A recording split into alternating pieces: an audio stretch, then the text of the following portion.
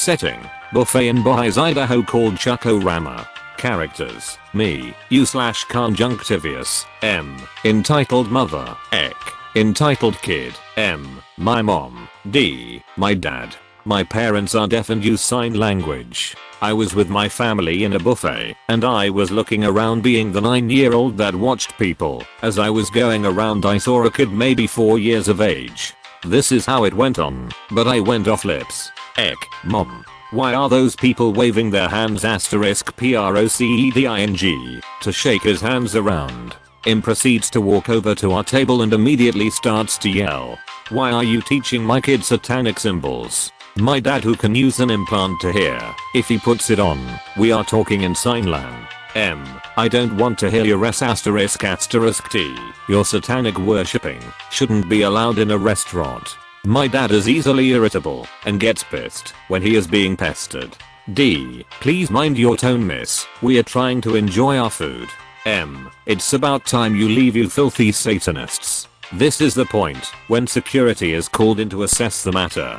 The rest is bear with M screaming for a bit and then got taken out of the building. We ended up getting refunded for the food that we had.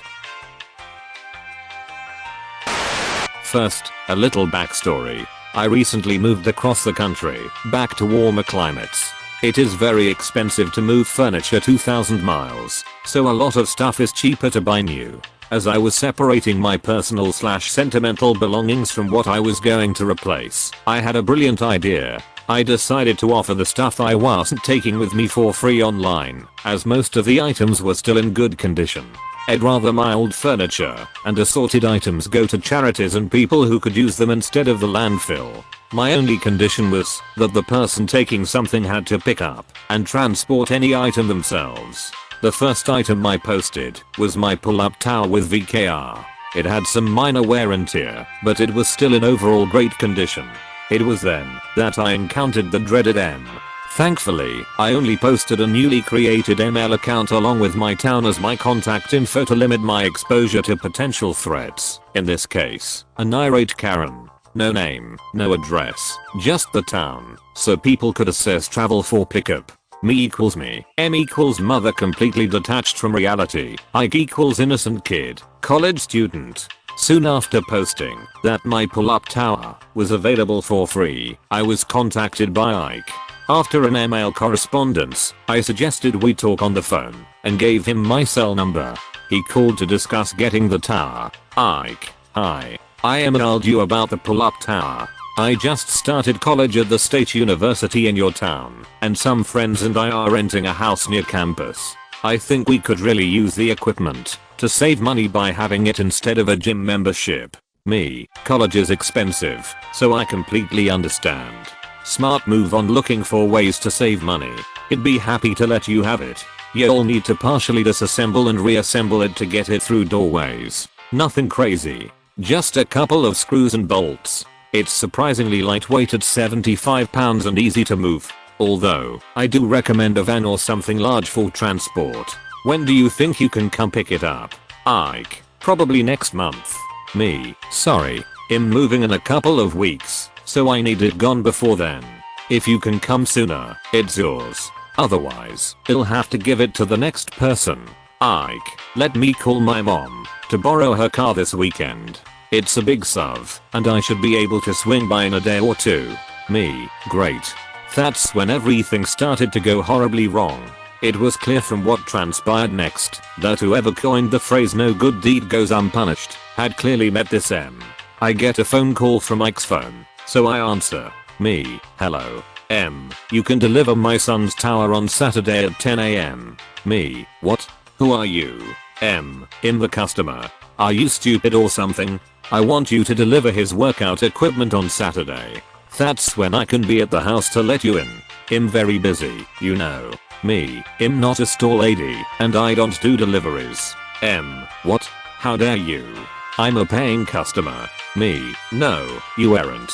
The tower is free. I'm moving and giving it away. M, that's no excuse for treating a customer like this. I want to speak to your manager. I can have fired over this. As she continued to scream nonsense at me, the image of the stereotypical Karen haircut popped into my mind. I don't know whether she had one, but I'm guessing she did. I could practically see the haircut in my mind while she ranted. Her son seemed so nice and polite, so I'm wondering if he was adopted or there was a mix-up in the hospital. Then her next comment snaps me back to attention. If you don't deliver on Saturday, I'll take my business elsewhere. Me, fine by me.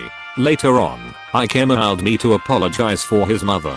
Like I said, he was nice, so I'm guessing maybe he takes after his father. He said he still wanted the tower, and I told him he could still have it. He called me to get my address and directions, and that's when Emery appeared. Ike, so what time works for you? Me, I have some meetings earlier in the day, but I can meet you after 5 p.m. I'm in the northern part of town, and will text you the address when I get home. Oh, it's you again. I hope you have learned how to be respectful to your customers. She must have snatched the phone from Mike's hand, because I could hear him protesting in the background. Me, again, you are not a customer. It's free. Well, that's no way to run a business. But I expect nothing less from an idiot. Me, whatever. Can you put Ike back on? Not until we get some things straightened out. Me, like what? If my son is going to pick up and assemble this himself, you need to compensate him. That's the polite thing to do. $500 sounds fair. Me, first, I'm not paying you to give your son something for free. Second, the item didn't even cost half that when it was still new. So, no and no. But my son is a smart college student with a bright future. His time is very valuable. Me, so is mine. Not as much as my son's, so $500 should be fine. Besides, as a college student, he could use the money. Why are you being so selfish? Me, how is a free pull-up tower being selfish? Also, what is the warranty on the product in case it breaks? Me, no money, no warranty. It's free and as is. I need your company and warranty info in case it breaks and my son hurts himself, so I know who to sue. Lazy people, not the word she used, like you don't make quality products. Me, I'm not a company. I don't work for the manufacturer. I didn't make it. I'm just moving and giving it away. What? Why are trying to give my son gifts then? Are you some pedophile trying to seduce my son? I should call the cops on you right now. And I'll tell them about the money you still owe me. I can have you arrested. Me, I don't have time to deal with a lunatic off her meds. Forget it. I'll just throw it out. How dare why? I ignored the rest of her calls, texts, and nasty voicemails that came throughout the day. Threats of suing me, demanding a refund, and claims that I was after her baby continued. Just bizarre. So glad I didn't post my address or name in the ad. I threw out the pull-up tower and considered the matter over. And I was wrong. Sunday morning rolls around and my phone rings. It's early and I was still sleeping, so I didn't check my caller ID before answering. Me, hello. I was only half awake and yawning. Where were you yesterday? I waited at the house all day for you to show up and deliver the tower. This is unacceptable. I'll have you fired over this. Me, what? Leave me alone, crazy lady. I'll accept your apology if you deliver it today, and you need to give me a full refund for the cost of the item. Being this late, I shouldn't have to pay for it. Me, you didn't pay anything. It was mine, and I threw the tower away. What? I'm calling the cops on you. How dare you throw away my stuff? You're gonna be arrested. Me, the tower was mine to do with as I saw fit. I paid for it, and I have the receipt to prove it.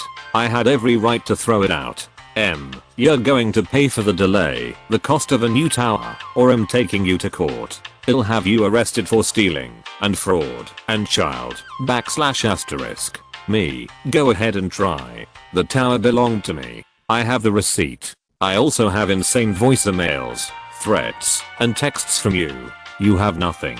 You'll be arrested for filing a false police report, death threats, stalking, and probably more. Although, you probably have a good shot at an insanity defense. I hung up and didn't pick up after that. She kept calling, but it didn't matter as I was getting a new number soon when I moved. After one Karen, I took down my ads and made arrangements with a local charity run by a nearby church. to pick up anything they wanted for the poor. They weren't professional movers, so some of the heavier stuff had to be taken by a trash service. Her son emailed me again to apologize for his lunatic mother. I told him that he did nothing wrong and had nothing to apologize for. I said I was sorry he missed out on a free pull-up tower and wished him the best of luck in school. Background: me and my girlfriend and I have been dating for about a month and decided to go swimming at the town pool. Cast: M entitled mom, Ek entitled kid, GF girlfriend, Mimi. While we were swimming, GF swam up to me and said she was having an issue and needed to leave. We go to the locker rooms and get changed. As I exit the locker room, I see GF and Ed having an argument. M: how disgusting, my son does not need to see that. GF: in tears, I'm sorry. I walk up to see what's wrong. Me: what's wrong, GF? M: this bitch got naked with my son in the room showing off her period. Me: she was getting changed and your son, about 8 or 9, looks a bit old to be going to the women's locker room. Ek: she also was dripping blood on the ground. GF then runs out to my car crying. I follow her and drive her home. On the ride home she explained in more detail. GF: sobbing, I didn't mean to expose myself to her kid. Me: it's not your fault, don't worry. After that I dropped her off and went home. She left a towel in my car, which had a blood stain, so I washed it and dropped it off to her. This happened when I was in 9th grade. I used to go to a high school that was located in another town, around 15 kilometers away. That morning I was with 2 of my friends, and at some point the entitled parent and her child come on the bus. The bus was already full, and we could hardly move. This ep had to use the bus for only one stop, so it wasn't that bad for her, plus she always stayed at the door and people left her enough space.